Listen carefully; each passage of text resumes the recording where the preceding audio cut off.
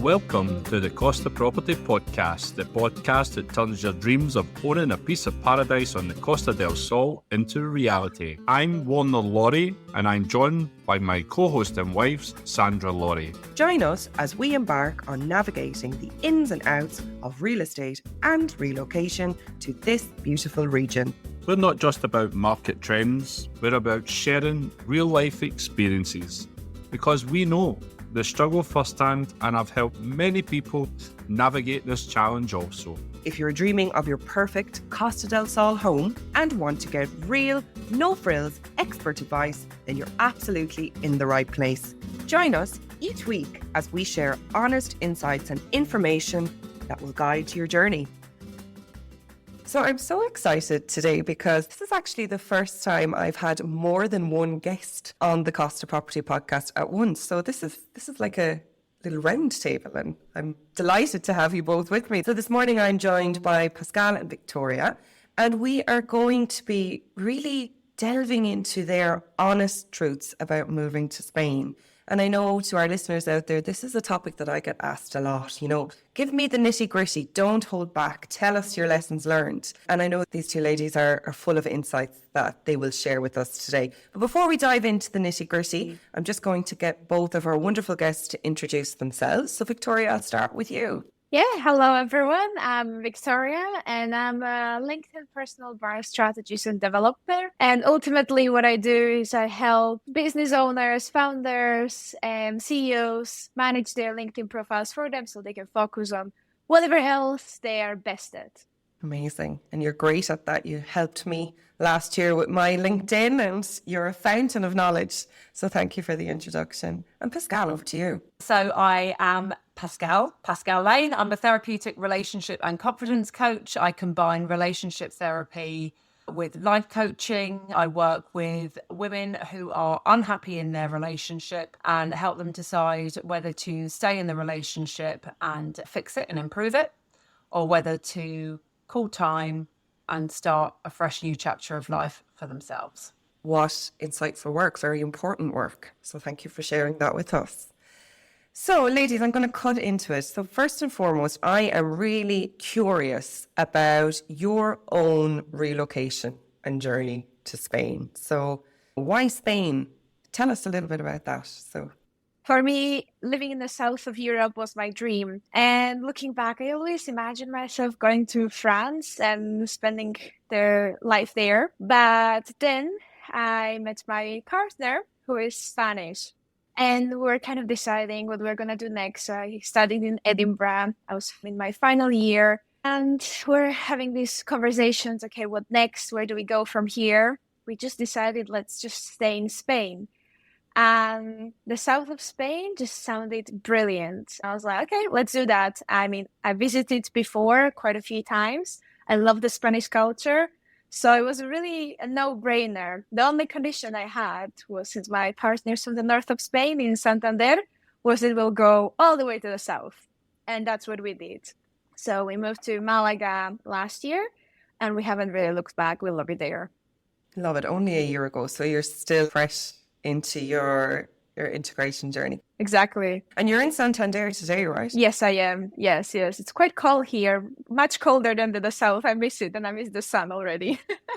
And I think people forget that, you know, like, because obviously I'm from Ireland. Ireland's tiny. Do you know what I mean? So you can get from one side of Ireland to the next in like 2 hours. It's easy. But like you're up in Santander, and I think it's like 10 or 11 hours to get. So Spain is vast. Yeah, it's like 10-hour drive. So we're driving earlier this week, and it's a 10-hour drive, 9 to 10. Amazing. So 1 year into your journey, sum it up in terms of how you're feeling so far. I'm loving it. I mean, I wouldn't have moved anywhere else right now. Living in the south of Spain, living in Malaga, I love the culture, making great friends. I mean, I wouldn't change it. And after living for 5 years in Edinburgh, it was a great time, but I'm glad it's over. Definitely climate difference then. Yes. Yeah, love that. Amazing. Thanks, Viktoria. Pascale, tell us a little bit about your own journey. So we've been here 2 years. In 3 days, we will be celebrating our 2-year anniversary of being here. So basically during lockdown, my business went completely online, as did my husband's, kind of slightly less so, but mine went completely online. I was 50-50 before lockdown. And we'd been talking about moving abroad and kind of doing something a little bit different. And it was just, everything kind of just fell into place, really. We had the pandemic, which I know was awful, but it was actually really great for us. My daughters at the time were, both in primary. And we just thought, if we don't do it now, we're going to start getting into secondary school complications. It's going to make it a lot harder. So let's bite the bullet and do it. We actually were one of the first people to get the autonomo, which is the self-employed visa. So that was very difficult. That took about 18 months. But we came and travelled here. We had a look around. I wanted the Costa del Sol. I wanted Spain, or we wanted Spain, because it wasn't too far away from home. We could get back easily if we needed to. And why the Costa del Sol? Because of the weather and the all year round sunshine, basically. So we did a couple of holidays here. I found a school that I wanted the children to go to. And was like, right, well, we need to live anywhere within a 10-15 minute drive of the school. And lo and behold, here we are. Absolutely no regrets. Amazing. So congratulations on the pending 2-year anniversary. That's fab. So tell me this, like, I can completely relate to what you say there in terms of after the pandemic, so many people that work with us to find their property over here, they resonate with that, because it's like, why are we waiting? It was very much that mindset started to take effect in people. So you'd holidayed here then after you made that decision, but was the Costa del Sol somewhere that you were familiar with before that point, or? No, not at all. We had a flat in Ibiza. Okay. So we were going backwards and forwards to Ibiza pre-pandemic about 3 or 4 times a year. And we could have moved over there, and in a way that would have been a lot easier. But the problem with Ibiza is that it closes for 5 months of the year over winter. So it goes from a very busy, bustling community down to like skeletal. And you can't fly direct. So you have to then go to either Barcelona or Madrid and then use that as your stop off. And that all just felt very complicated. That wasn't how we wanted it to be, something that was a really easy transition, easy for people to visit, not complicated going back at Christmas if we wanted to go back. And also the weather being that much north means that the weather at winter is a little bit less consistent. So we were just like, let's go mainland, let's have a look around. You've got all year round community, pretty much all year round sunshine, give or take, and just and cheap flights for anybody wanting to go backwards and forwards. So yeah, but bit of a no-brainer. Absolutely. And I'm curious then, because I did my own journey with 2 kids and the primary school integration, and we decided very much the same as yourself. We need to do this while they're young. Otherwise, we have the complications of them getting older and navigating that. How have they settled in and adapted? Really well. Really well. My eldest was definitely more apprehensive, and she did take a little bit longer to settle down. But actually, in the grand scheme of things, that within 6 months, she was completely integrated. My youngest is a little bit more, they say, fair, let's just say, kind of just goes with the flow. But generally speaking, the school that they go to is fantastic. We absolutely love it. They're really happy. They've got some really great friendships. Yeah, my eldest has just gone into secondary school now. So she's just gone into year 7. And I just think how lucky we are. It's really a lovely school. Do you know, it is a great life for kids. I just think, for myself, I think kids stay kids longer here. It's just not as materialistic as I'm comparing it now to life in Ireland. And I feel because of the outdoor lifestyle, they just get to be children for longer, which is such a gift. So both of you then, what I'm hearing is no regrets, 1 year, 2 year down the line, no looking back. Amazing. What I really want to dig into with both of you today is more around the topic of your career in Spain and operating your business over here. Because I find with people that are moving over that we work with through the real estate spaces, there's a lot of misconceptions around, building your business, building your brand on the Costa del Sol in Spain in a very expat community. There's, a lot of, I'd say, mixed advice out there in terms of the type of employment that people feel that they can get here. But also there is sometimes a sense that it is more difficult to build your brand and your business over here. And, I have my own opinion on that, but I'm really curious on your own journeys in that space and how you have managed to maintain your own business and build it over here in a new country. So, for example, I started my business online from moment zero. I started building my business while I was still at university and kind of started there, started publishing content on LinkedIn, and I kept growing from there. And from the beginning, my clients were not just local. Actually, I think I worked with 2 local clients only the first few months since I started. Since then, everyone else has been from all over the place and all over the world. I worked with clients from Australia, US, Spain, the UK, Ireland, so many places, right? And I never saw that as a complication if I moved here to Spain or if I stay in the UK or wherever really in the world I would be. So it was super smooth actually to just, take my laptop and go really. I never had these problems of like, what am I going to do? How am I going to find the people and so on, since everything was online anyway. And post-COVID, just as you said, Pascal, there's so many people went online with their businesses. Ultimately, that's what my job is, to build personal brands online.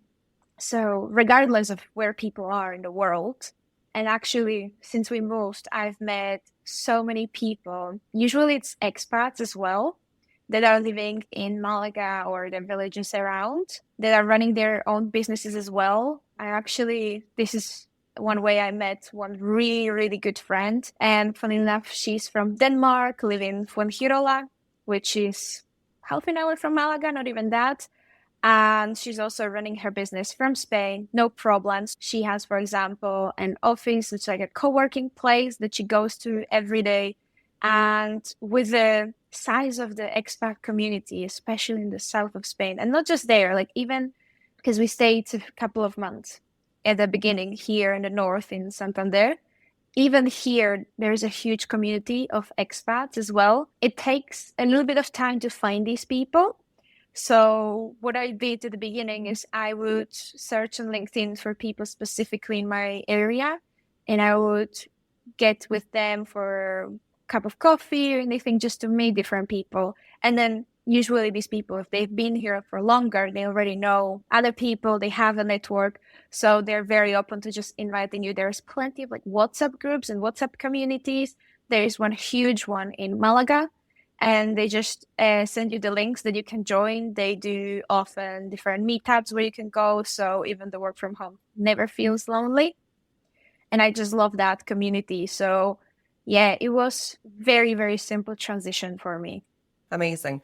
But, I would imagine that you have to have a sense of grit and determination because you're coming over, your business is predominantly online. You're going to have to put yourself out there if you're going to integrate as easily as you describe, right? Absolutely. So like, for example, the move from the north to south, obviously in the north, we have friends of my partner and it was very easy. He grew up in here. So, I just came and boom, I was in a friends groups and communities. It was very simple. Whereas when we moved to the south, we were starting to build our friendships from complete zero, really. And the first 2 months were a bit harder because obviously you don't know people. You are new. First, you don't even know the city yet. So you need to familiarize yourself with the city. The culture a little bit changes as well, depending on where you are in Spain. You have to do the active effort. You have to search for these people. It doesn't just happen. It's true that the people here in Spain are very open, so you can sit in the bar, start talking to the table next to you, and you can keep chatting away. But if you really want to meet people that, for example, for me, that are business owners as well, you have to keep putting yourself out there and actively search for these people until you get in a few groups, and then it just naturally evolves from there. But the beginning, definitely, you have to put the effort in. Yeah, so it's not going to just land on your lap. You have to be like proactive with forging those relationships, right? Yeah. Pascale, what about you? Well, I got in contact with Ali Meehan, who is the founder of Costa Women. And I got in touch with her very early on. And whenever we were coming over to visit here, I would go along to any of the coffee mornings that were going on. So by the time we actually got here, I felt like I was not like established as in like everyone knew me, but I felt like I was comfortable going into and kind of meeting other people. And I know you guys know Ali, but I mean, for anybody who doesn't know Ali, I mean, she is just the most incredible woman and absolutely fantastic at bringing ladies together in business. So I have been quite, I wouldn't say like a massively active member, but I go along to the monthly business meetups, and I've spoke at International Women's Day. And it's just a really, really fantastic community that I really genuinely love being a part of. There is so much more I could be doing, but my work is really busy. So I don't really have a great deal of time. I work a full-time working week around 2 children and a dog, and there's genuinely not enough time in the day to do all of the things that I could. I think one could be a professional networker here. Amazing. And it's brilliant, to hear that actually it's busier and busier you're getting despite moving locations. And I think what you said there around networking, like that ick that some people get or they feel when they hear that, like I am certainly somebody that really has to put myself in a mindset to go and be in networking groups. Like I have to mentally prepare for it. It doesn't come naturally. And like, what would you say to somebody if they were moving over here and they needed to get out there and network? What advice would you give to them? Oh, contact Ali. Yeah, she's a superstar.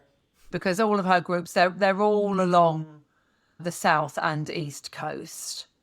And I dare say there's a few inland as well. They all do a monthly lunch. So even if you just want to just get to know people, it's just a lovely group of like-minded women.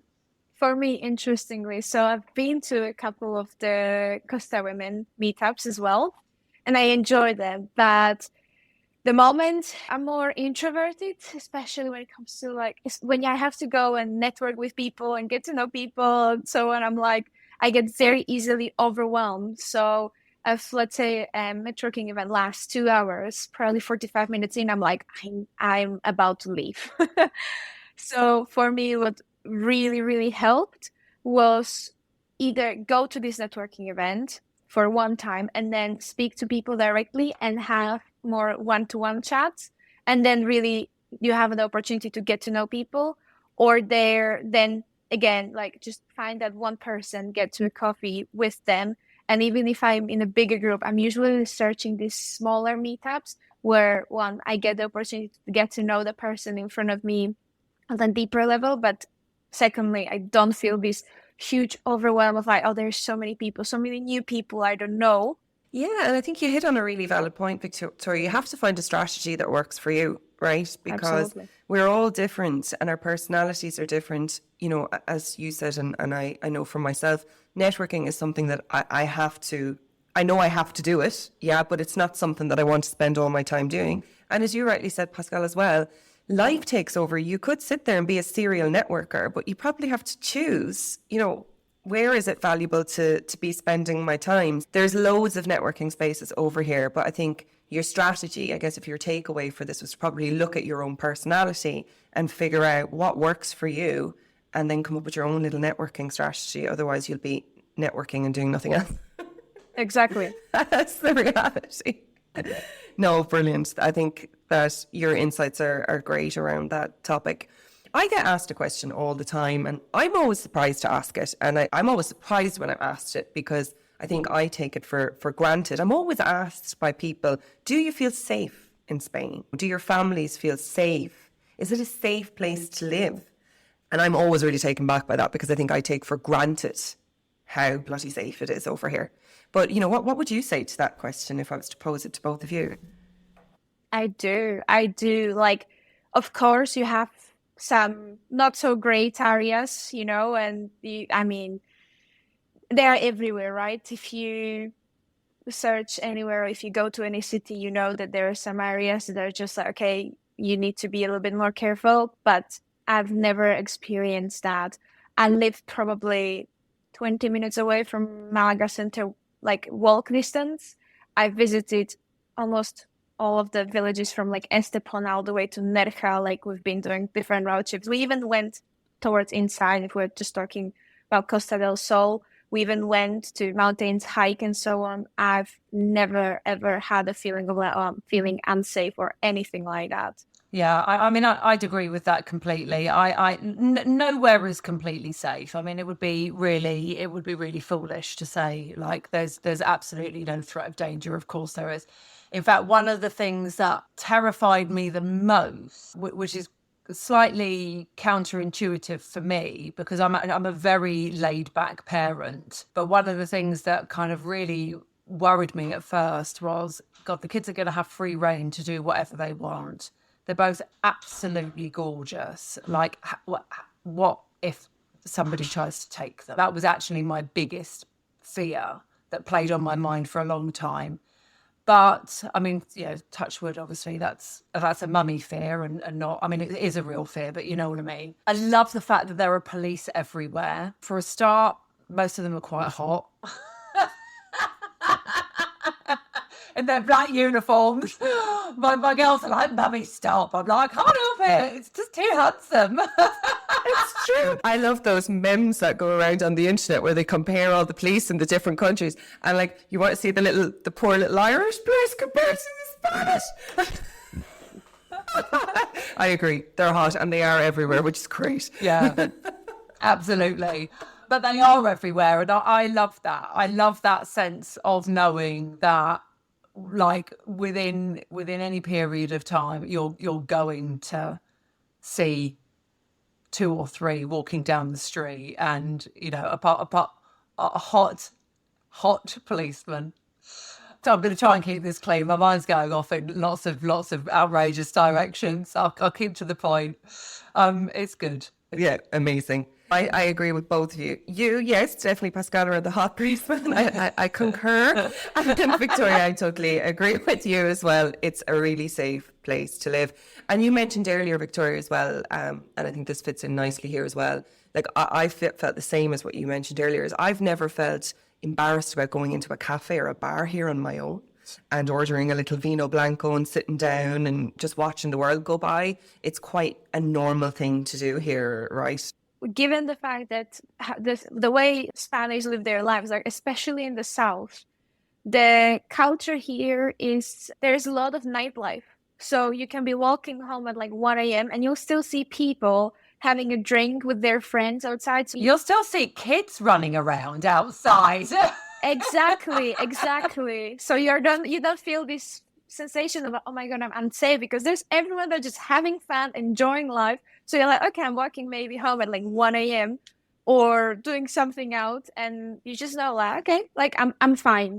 There's never this creeping thought of like, okay, what if anyone totally anywhere? That's a great never. segue into the next thing that I want to pick both your brain on, and this is really around settling into, I guess, the cultural norms. So yeah, you do, like, Spanish are definitely night owls, right?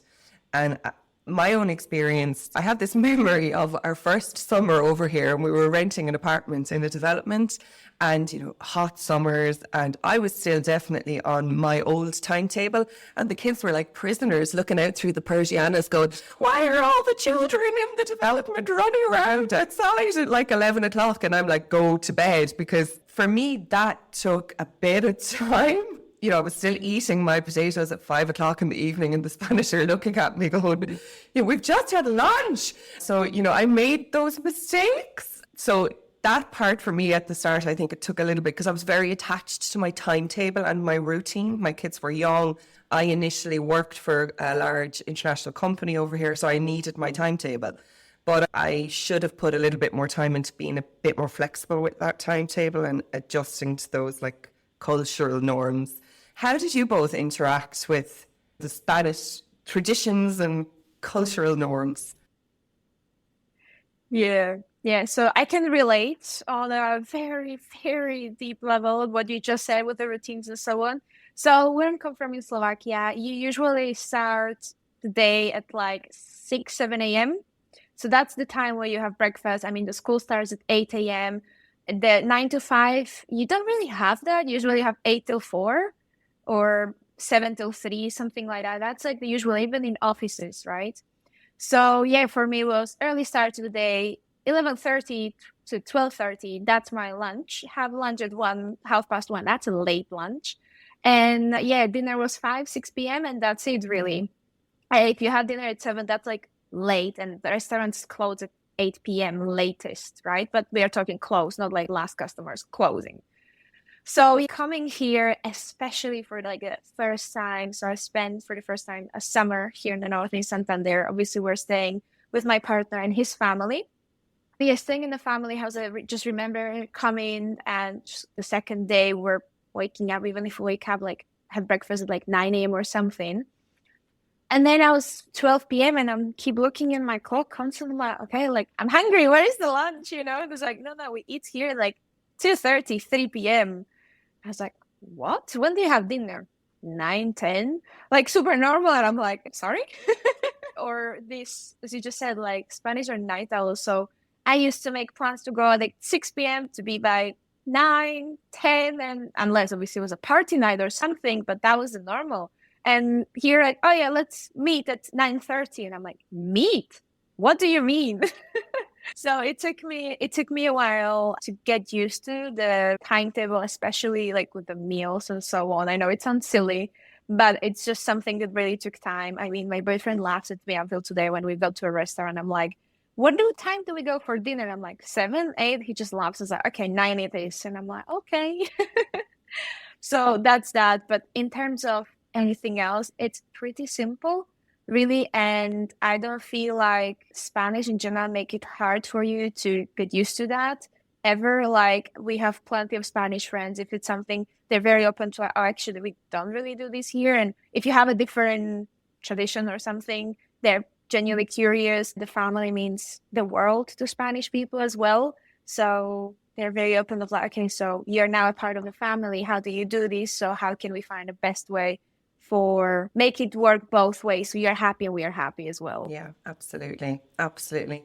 Pascale, how about you? Did you struggle with the integration into Spanish life at the start? No. I think I must have been Spanish in a previous life because the timing just works so well for me. I'm a terrible timekeeper. Everything always happens quite late in the day for us. So yeah, it was quite an easy transition. I mean, I'm smiling when listening to Viktoria because over the summer we weren't eating dinner till like 10 o'clock because the kids were out playing and it was still daylight and still so hot. So although I have to say when around about November, December time when it was dark much earlier, then we did get much more into a British routine. But no, I really enjoy. One of the things I really love the most is that when we go out, the kids come with us. I just absolutely love the fact that wherever we go, whoever we're with, I mean, unless I'm going out with one of my girlfriends, we're out as a family and we just, the kids play, and if we're by the beach, well, we are by the beach, they just play and we just eat, drink and chat. It's just fab. To actually add on to this, one thing I absolutely love about this culture here is that the family sits down to the table together. Maybe breakfast because everyone works at different times and so on, but it's the most normal thing to wait for everyone to have lunch and to wait for dinner to have lunch together. And to see that, I love that because, well, when I lived in Edinburgh, for example, and I lived for, I think, like 6 months with this Scottish family, everyone kind of ate lunch, dinner whenever they wanted. Very rarely, there were like special occasions where we would all sit down at the table together. So I love that part. And exactly as you're saying, like that you just, even if you go to a bar, there's no like restrictions or anything, like, yeah, the kids can stay here. They will just get, I don't know, a juice and then they just go play. And it's great to see. I love that. It's such a family-centric culture. And I immediately fell in love with that because I guess I'm coming from a culture where you can't have kids in a bar or restaurant after maybe 6 p.m. And it was very much adult time, child time. And to move to the Costa del Sol, where everything is centred around the family and the family values, I felt so privileged to be in that type of community. And you can just bring your kids everywhere, and like most of like cafe bars and stuff are going to be situated next to a play park, or you go to a beach bar and they can play on the beach. So it's amazing for them as well. So yeah, totally agree that it's so focused on families. But I think to sum up this section, I think you have to be open-minded and let the country adopt you. So be prepared to be open-minded to the cultural nuances and the norms. Be prepared to eat later in the day. And as you've alluded to, like, the Spanish are great like that. They're super flexible they just laugh at me when I would be eating like really early in the day. It's like finding this hilarious. Oh, you Gary, you know? So it's great. But I guess just to pick into both of your experiences, if there is somebody out there listening and they are preparing for their move and they're getting ready to embrace themselves into their new culture, what words of wisdom would you give them? I would say it can feel a little bit scary to move and to, well, change your life on such a huge level. But if you've been thinking about it for a while, you just have to, the one thing you really have to do is just have to do it. So get in touch with people who can hopefully help you get an apartment either to buy or to rent. That's the first. And if you have children, of course, check the school. So do the research, but start taking action and just go. And everything else will kind of start falling into place once you're here. So with the running a business, if you have an online business, it's pretty easy transition from what I see. There is plenty of accountants here. I've been speaking to 2 people already that are based here in Spain, and they are super open. Like, if your Spanish isn't perfect, they will go step by step. Otherwise, they'll switch to English without really putting any problems. There is quite a few accountants that are international as well, so they understand the UK system if you're coming from the UK, and they understand the Spanish system, so they kind of explain it to you both ways of like what's different. So Spain is already like, it's so international here. There's so many people. So you won't be the first one, you won't be the last one, and it's already set up here to help you in so many levels. So just do it. Yeah, amazing. Pascale, any words of wisdom from you? Yeah, I've got a couple of things jump to mind. So first of all, as Viktoria says, if you can make connections before you come over, I think that's really helpful. You know, I had the Costa women. We also found a church, English-speaking church, that we wanted to be a part of because that's a big part of our life. And so by the time we actually came to move, we had established a lovely church community, which incidentally is where my children go to school as well.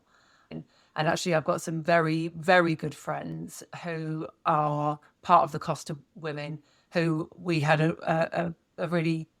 we have a buddy call, a business buddy call, 3 of us every 2 weeks. And that was happening from before I even got here. So that was huge because it felt like even though we'd made a big move, we were already kind of, not so much about being integrated, we were integrated, but we just had people, we weren't alone. The children immediately had play dates with people that we'd met when they'd done their settling in days at school, just little bits and pieces.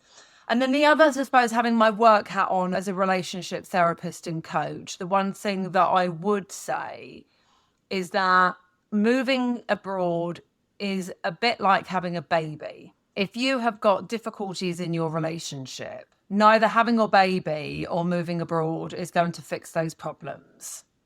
In fact, it will probably accentuate them, makes them much worse, because you haven't got your usual fallback safety net and a very romantic view of what life was going to be like. And I mean, in the most part, I would say it has been an absolute dream, but it also did put a lot of strain on our relationship.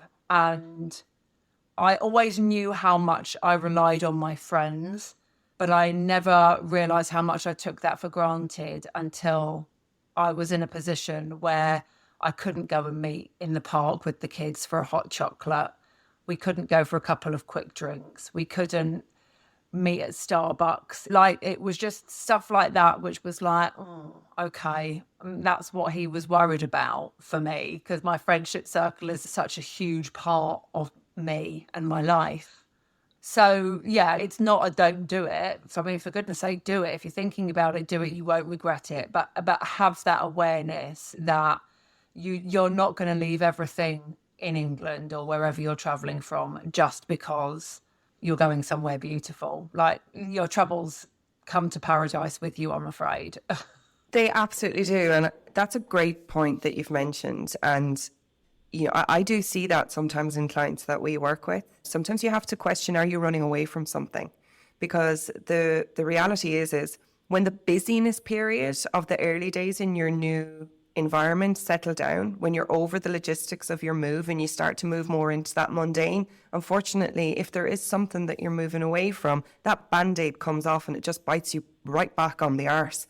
So it's great advice. It's such a valid point. And I love that analogy around, it is like a baby. It's not going to fix it if the foundation isn't there to begin with. So totally agree with you. Totally on that. Can I ask either of you, did you suffer with homesickness when you started in your early days? No. So I left Slovakia when I was 16. And I never felt really homesick. Even when I lived in Edinburgh, I spent a year in France, and being here, never had that feeling of like, oh, I really miss home. I had times when I'm like, oh, really, I would like to go see them because it's been a while. I haven't seen them or seen my friends, but it was never like, oh, I really miss that or that from my country. It's just been amazing to chat to you both and hear your stories. And I'm really inspired that you've both had such incredible success stories, and you've clearly both put in the work in terms of making your dream life a reality over here. And I think sometimes if somebody's listening, it can sound all beautiful and flowers and yay, it's easy, but you're here because you put in the work, right? Would you agree with that statement? Yeah, absolutely. Like what Pascale said, it's great, it's fun, and we're loving it, but it is hard work and it's a stressful time when you're moving around. As if you're moving from town to town, it can already create stress. So moving countries, it's slightly higher stress. Yeah, and it's possible to create that life that you are dreaming of, provided that you have a clear plan in your mind and you're really clear about how your life is going to look like when you get over there. I think that's just my penny's worth on that. Ladies, any final words of wisdom for our listeners that we haven't touched on already? Great question. What Pascale said earlier. Just start building that network. Keep asking people. That's what I did. I've never been in Malaga before I moved there.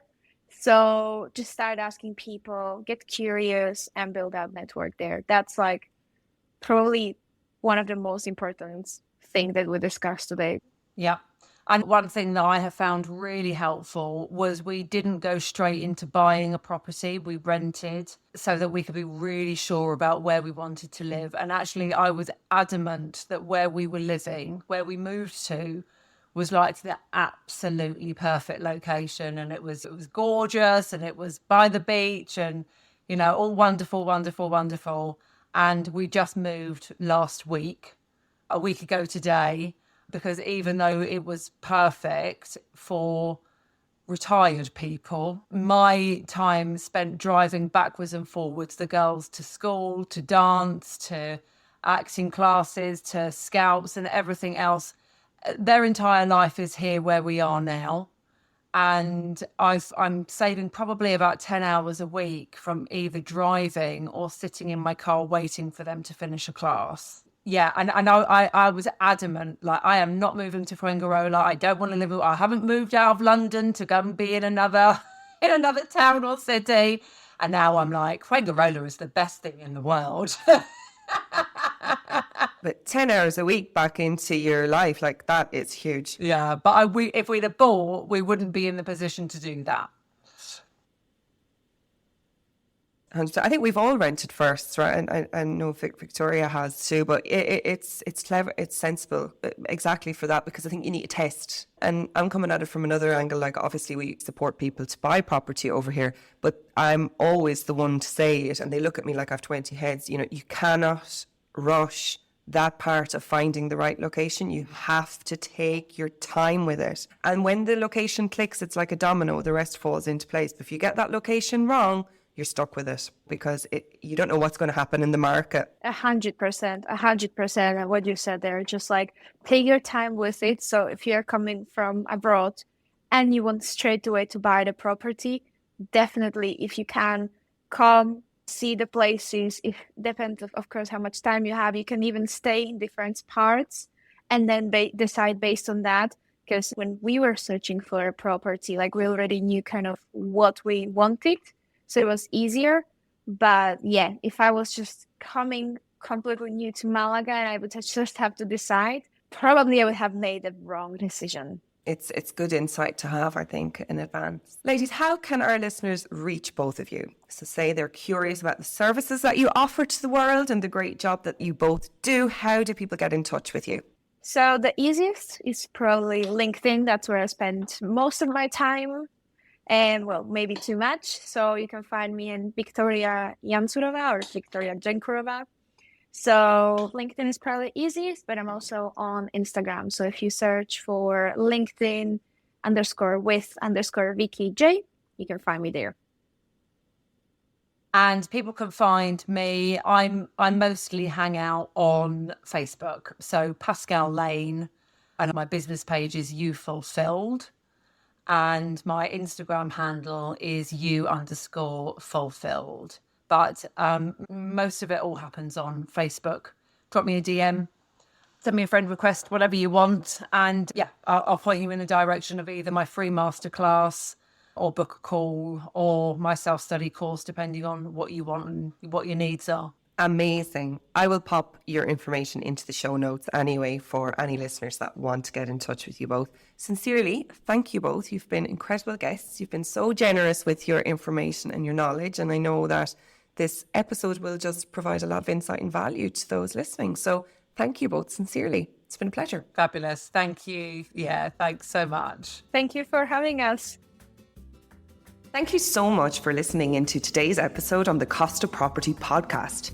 Another fantastic episode learning about the highs and lows of relocating to the Costa del Sol from real people who have been through the journey themselves, and of course our wonderful experts. If you have been enjoying the show so far, remember to hit subscribe to the podcast and leave a rating or review. We absolutely love hearing your thoughts. Please send any questions that you would like us to answer on the show to warner@wlcostaproperties.net. Or you can pop us a message on our socials, which are in the show notes. Remember, you can also visit the website, www.wlcostaproperties.net. See you on the next episode, and bye for now. Bye-bye.